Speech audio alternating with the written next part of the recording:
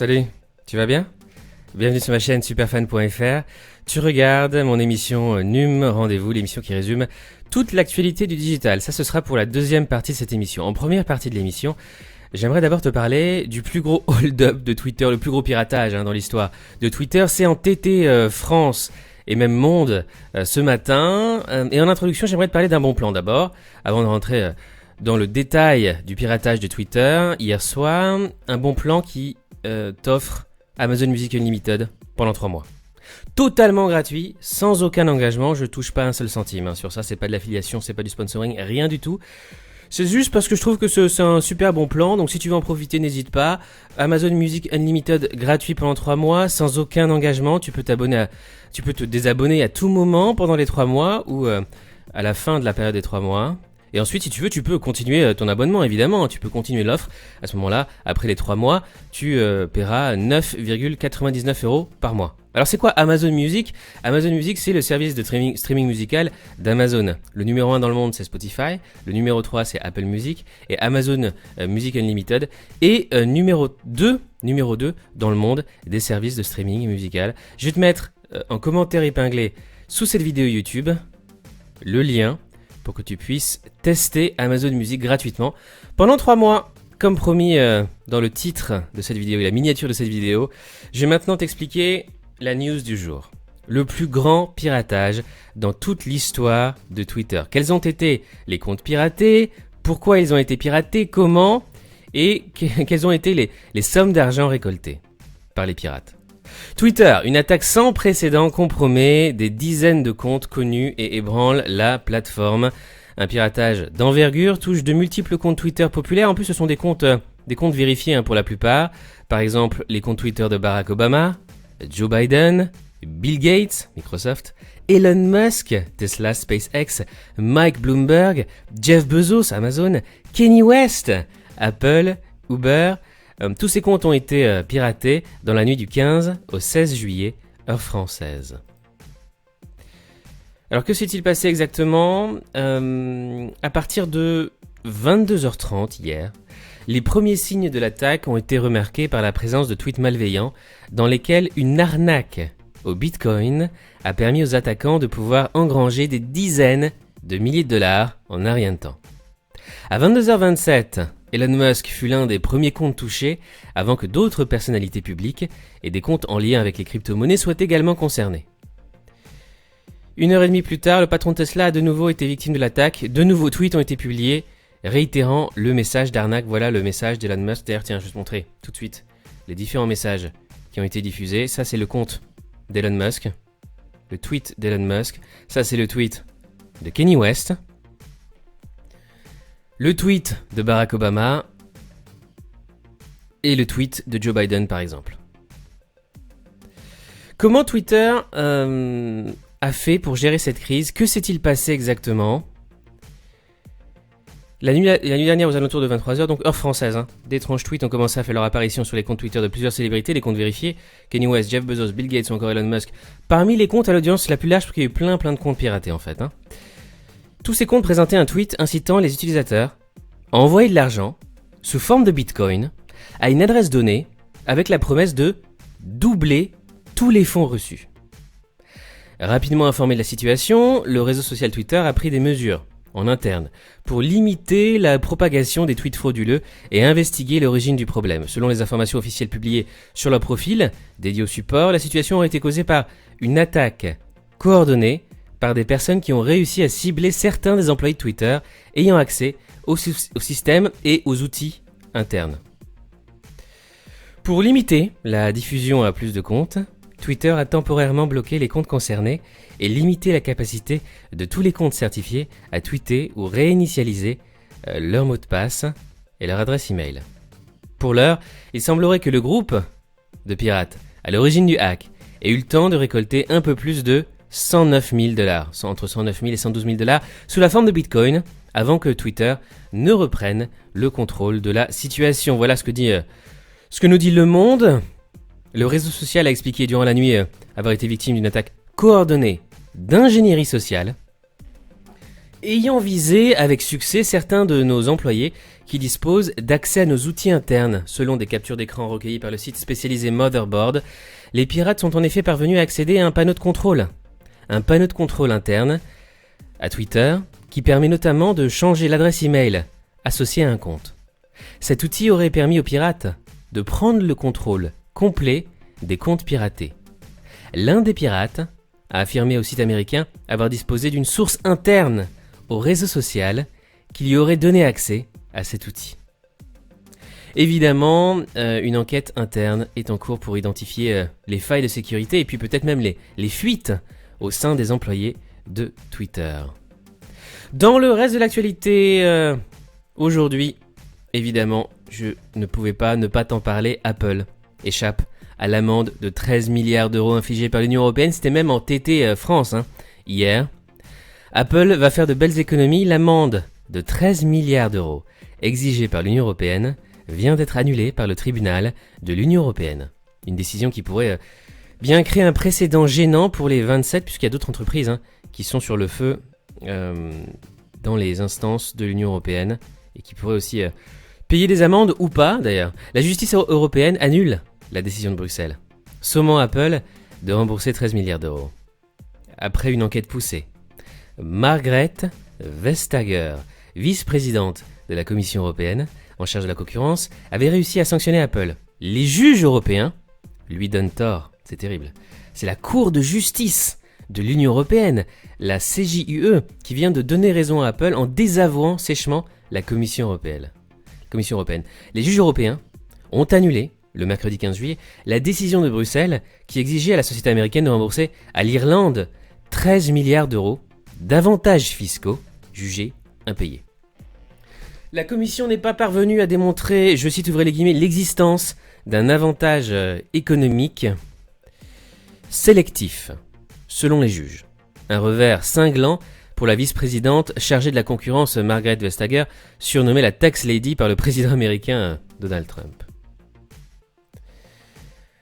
Selon Madame Vestager, qui est alors commissaire européenne à la concurrence, l'ensemble des revenus d'Apple en Europe, en Inde, en Afrique et au Moyen-Orient étaient enregistrés en Irlande, là où la marque à la pomme y profitait de grands avantages fiscaux. Alors c'est pas la dernière étape. Il y aura encore une autre étape, une dernière étape. Normalement, le pourvoi de l'affaire devant la Cour devrait intervenir d'ici 16 mois, soit au cours de l'année 2021. Il s'agira ici de la décision finale sur l'affaire. À suivre. Apple se défend en disant que son entreprise soutient plus de 1,8 million d'emplois dans l'Union Européenne et qu'Apple est le plus grand contribuable du monde. C'est-à-dire qu'Apple est l'entreprise qui paie le plus d'impôts dans le monde. Amazon, troisième GAFAM, a dépassé les 1500 milliards de dollars de valorisation. Amazon vient de devenir le troisième GAFAM, le troisième groupe appartenant au GAFAM, Google, Apple, Facebook, Amazon, Microsoft, après Apple et Microsoft, a dépassé la barre des 1500 milliards de dollars de capitalisation boursière. Ce sont les entreprises les plus puissantes du monde. Google lance Play Pass, son service de jeux et d'applications par abonnement en France. Google Play Pass est disponible enfin en France. Le service d'abonnement de Google qui vous donne accès à des centaines de jeux et d'applications Android sans publicité ni achat in-app se déploie dans 9 nouveaux pays cette semaine. Alors voici les pays en question. Australie, Canada, France, Allemagne, Irlande, Italie, Nouvelle-Zélande, Espagne et Royaume-Uni. Le service était disponible jusqu'ici uniquement aux États-Unis depuis son lancement en septembre 2019 et donc il va être progressivement lancé dans ces 9 pays, notamment en France. Droit à l'oubli, Google récolte une amende de 600 000 euros en Belgique. La CNIL belge sanctionne Google avec une amende de 600 000 euros pour avoir enfreint le droit à l'oubli. L'entreprise américaine n'avait pas donné suite à une demande d'une personnalité de retirer des articles obsolètes attentatoires à sa réputation. C'est-à-dire des articles qui pourraient endommager, abîmer la réputation de cette personne. Facebook lancerait la production du successeur de l'Oculus Quest fin juillet, 2 millions d'unités prévu. Autre news tech du jour. Les États-Unis ont bien mené une cyberattaque contre une ferme à trolls russes pendant les midterms de 2018. Dans une interview accordée au Washington Post, le président Donald Trump reconnaît publiquement que les États-Unis sont bien à l'origine d'une cyberattaque menée contre l'Internet Research Agency. L'objectif de l'opération était d'empêcher cette ferme à trolls russes de perturber les élections de mi-mandat en 2018. Samsung parie sur une 6G permettant de créer votre jumeau numérique dès 2028. La prochaine génération du réseau mobile devrait permettre des usages totalement inédits en relevant presque de la science-fiction. Samsung espère qu'elle aura 2 ans d'avance sur le calendrier initial. Snapchat lance Brand Profile, un nouveau format de profil destiné aux marques. Les marques pourront désormais profiter de nouveaux profils pour mettre en avant leurs différents contenus. Snapchat lance des pages profils pour optimiser la présence des marques. L'application lance une bêta avec 30 partenaires, dont de nombreuses marques françaises, du luxe et de la beauté. Si le succès est au rendez-vous, la fonctionnalité sera ouverte à tous dans quelques mois. Face à l'explosion du télétravail, Zoom complète son offre et lance un appareil dédié à la visioconférence. Zoom lance Zoom for Home, une nouvelle gamme de produits dédiés à la visioconférence et s'adressant aux employés en télétravail. Conçu en partenariat avec la société DTEN, l'appareil principal se compose d'un écran tactile de 27 pouces équipé de 3 caméras grand angle conçues pour la vidéo haute définition HD et de 8 microphones. Revolut devient un agrégateur de comptes bancaires, encore limité pour l'instant. Comparé à Banking ou Linkso, Revolut a encore du chemin devant lui, mais la stratégie est très pertinente pour la néobanque. White Castle embauche un robot pour faire ses frites. La chaîne de fast-food américaine White Castle innove à nouveau. Après avoir sorti le Impossible Food en 2018, un burger 100% végétal, l'entreprise s'apprête à remplacer ses cuisiniers par un robot. Le vocal marque le pas selon une étude de la renommée entreprise Perficiente, publiée récemment, confirme ce que l'on ressent depuis plus d'1 an. Si le monde du vocal bouge, l'évolution se fait très lentement. Et on n'assistera clairement pas au raz-de-marée que certaines personnes un peu trop enthousiastes ont prédit il y a quelques années de cela. Roposo, le concurrent indien de TikTok, enregistre plus de 500 000 nouveaux utilisateurs par heure. En Inde, le rival de TikTok enregistre 500 000 nouveaux utilisateurs par heure. L'interdiction de 59 applications chinoises est très bénéfique au domaine de la tech indienne.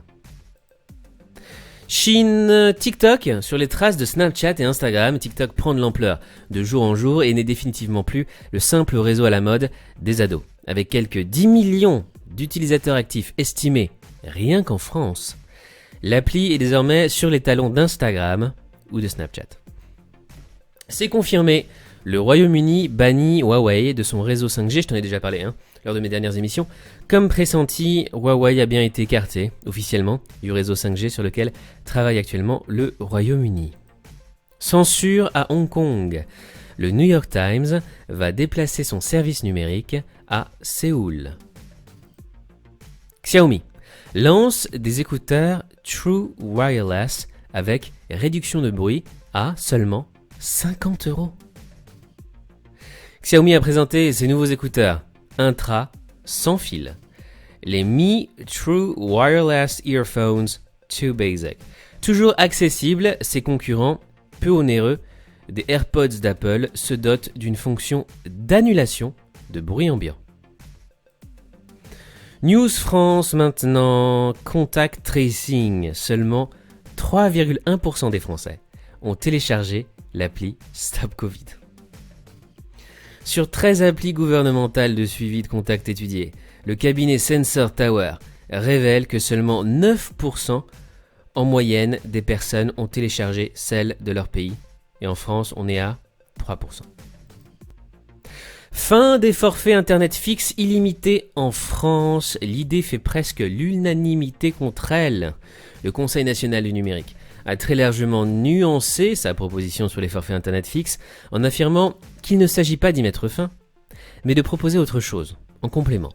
Cette proposition a été très largement rejetée, notamment sur les réseaux sociaux.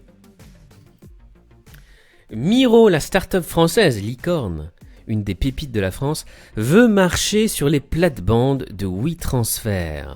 La plateforme française de mise en relation entre photographes et clients devrait convaincre de nombreux créas avec MiroDrop qui permet de prévisualiser les fichiers envoyés et de télécharger uniquement ceux qui nous intéressent. En parlant de start-up d'ailleurs, qui sont les 14 start-up lauréates du concours French IoT de la Poste? Pour sa 6e édition, le concours French IoT organisé par la Poste a distingué 14 startups qui proposent une solution connectée innovante en phase de pré-commercialisation ou de commercialisation. Cette promotion donc se distingue notamment par des solutions à impact positif. Les voici. Là tu les vois dans ma vidéo YouTube, les logos de ces startups qui ont remporté le concours French IoT de la Poste. Notamment Facility, Ipli, 50, Nu, Zay, Search, TwoFactor, Micador, WeSpeak, Profil Public, Diamnext, Ludocare. Voilà ces startups qui ont remporté ce concours de la Poste. Ponycode lève 3 millions d'euros pour optimiser le développement de code. Autre startup française. Ponycode, une solution pour accompagner les développeurs dans la production de code, lève 3 millions d'euros en seed auprès de Briga avec la participation de Kima et Plug and Play Ventures ainsi que d'une vingtaine de business angels. La start-up parisienne annonce également l'arrivée d'un prêt de BPI France d'1 million d'euros. Alors c'est quoi Ponycode? Lancé en juin 2019, Ponycode développe une plateforme basée sur l'intelligence artificielle et le machine learning à destination des développeurs.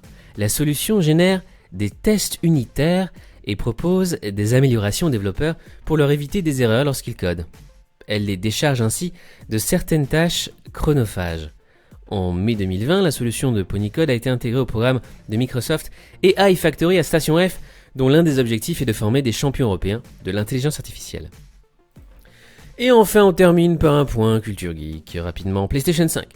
Pour éviter toute pénurie au lancement, Sony produirait à marche forcée. Sony avait déjà prévu de produire 6 millions de PS5, d'après certaines rumeurs. Mais, en réalité, le curseur serait plus proche des 10 millions de PS5. Et le japonais n'est pas le seul à avoir enclenché le turbo. Facebook aurait aussi appuyé sur le bouton rouge pour produire plus d'Oculus. Plus d'infos geek ce soir dans mon émission Geek Rendez-vous. C'est tout pour aujourd'hui, merci d'avoir écouté ou regardé NUM Rendez-vous. Je te rappelle que cette émission est disponible sur toutes les plateformes de podcast, notamment sur Apple Podcast, Google Podcast et Spotify. Si comme moi tu as un accro au numérique, au digital et à la tech, je te rappelle que j'ai 3 comptes Twitter, mis à jour en temps réel 24h sur 24, 7 jours sur 7, NumRDV, mon compte en français, TechRDV, mon compte en anglais, et Marketing RDV, mon compte sur le marketing digital avec des conseils, des best practices sur le marketing et le marketing numérique. Je te souhaite une excellente journée et nous on se retrouve probablement ce soir si j'ai le temps de faire une vidéo ou alors demain. Je te souhaite une excellente journée, prends soin de toi. Salut!